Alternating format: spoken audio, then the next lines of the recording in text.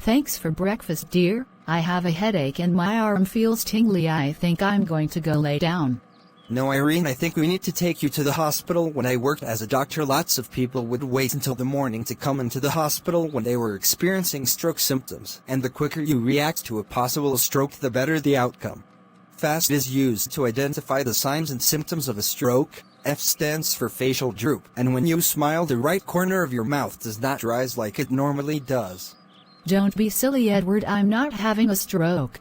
You have multiple risk factors such as hypertension, a smoking history, and females are more likely to have strokes than males. The AA stands for arms. Are you able to raise your arms to your shoulders with your palms facing upwards? Oh dear, my right arm won't stay up. S stands for speech. Although it's intact right now, not everyone has all the FAST symptoms. Okay, well, I guess I will go to the hospital. It is important that call 911 now because T stands for time, and as I mentioned earlier, the quicker we identify a possible stroke and get to the hospital, the better chance you have at treating and recovering from the stroke. Hello, Irene. My name is Jordan, and I will be your nurse today.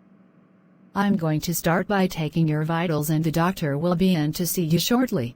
Your blood pressure is 155/90. You are hypertensive. We are concerned that you may have had a stroke, but we want to rule out other possibilities like AMI, which is also known as a heart attack, heart failure, a diabetic reaction to sugar levels, kidney function issues, or an electrolyte imbalance. The paramedics took your blood glucose level in the ambulance just to rule out if your symptoms were due to abnormal blood sugars and being a diabetic, and they were within normal range. Here comes the doctor. Hi Irene, I'm Dr. Drake. We are going to get some blood work done as well as an ECG and CT scan to figure out what's going on with you. Your blood work came back and we have ruled out a myocardial infarction, also known as a heart attack, and heart failure by examining your troponin levels. Your GFR and creatinine levels are within normal range, so we can rule out any kidney function issues. Your ECG showed no abnormalities despite your high blood pressure. We are going to take you down for your CT contrast now. Your CT contrast has shown that your left MC, also known as your left middle cerebral artery, which perfuses your frontal, temporal and parietal lobes, is obstructed by an emboli, which is a blood clot. Your frontal lobe contains the prefrontal cortex, premotor cortex, motor cortex. Your prefrontal cortex is responsible for decision-making, personality, short-term memory. The premotor cortex is responsible for coordinating movement by muscle memory. The portion of the motor cortex perfused by the MCA will affect the motor abilities in the face, tongue, arms and throat. Since you had a clot in your left MCA, you are now seeing deficits in your right arm, due to poor perfusion to the motor cortex. This would also explain why you are beginning to have difficulty forming words. This is called expressive dysphagia and is also a consequence of poor perfusion to the motor cortex.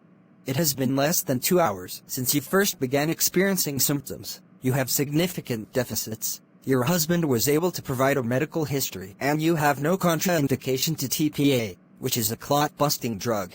To treat an ischemic embolic stroke, we start by giving aspirin to prevent subsequent strokes, and then we give TPA to break down the clot.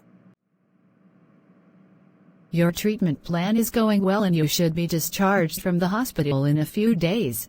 Therefore, we need to do some discharge teaching and planning with your family members. Discharge planning for stroke clients includes ensuring they have a safe place to stay when they leave the hospital.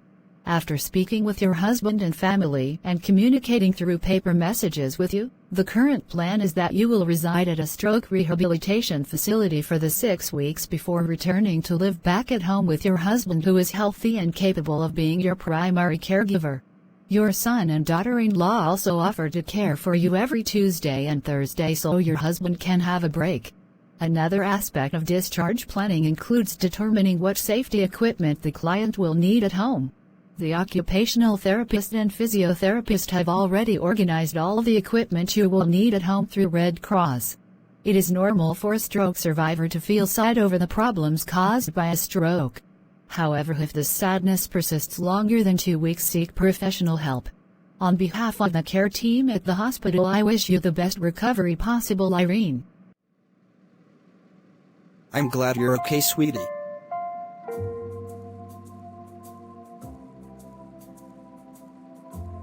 Let's go to the rehab facility.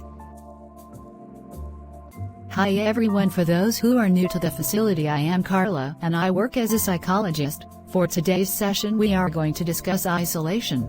After a stroke you may feel isolated from your family and friends, because you cannot do the same activities you once were able to do, like hold your grandchildren or communicate with family members.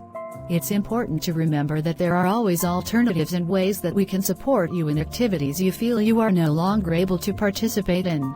I've had clients come in not able to write anymore to relearn how to write, or clients that can't dress themselves after their stroke and learn new ways to get dressed. Now if anyone would like to share anything, now is the time for our group discussion.